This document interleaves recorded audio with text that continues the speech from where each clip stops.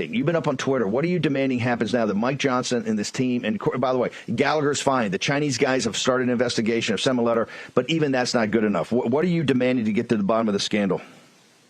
Well, listen, Steve, to support what John said on the show, which I completely agree with, McDaniel was taking money from Sequoia as well at McConnell. So I think we need and I'm Irish, so I can say this, we need a full Mick clean out of the leadership in Washington, and that needs to happen yesterday. But what we need now is, I'm willing to give everyone, even Turner, the benefit of the doubt right now.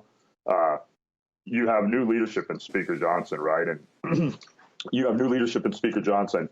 So they need to go full bore. There need to be two things investigated. Sequoia, but what also needs to be investigated was, why was the administration covering this up? And did it take Gallagher sending a letter to kind of vault this into the mainstream media a little bit? And the mainstream media is still not covering it, right? So you have McHenry, who wanted to be speaker. He can go after Gensler in the Financial Services Committee right now about Shen's capital market valuations from Sequoia.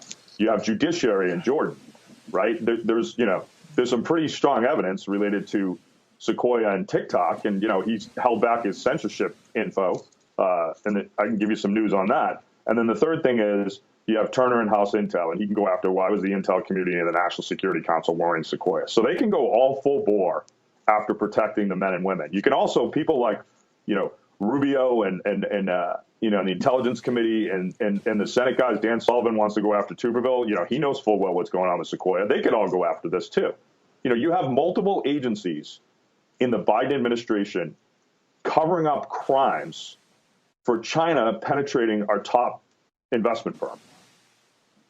And I'll give you, they gave you something for the screen here, Steve.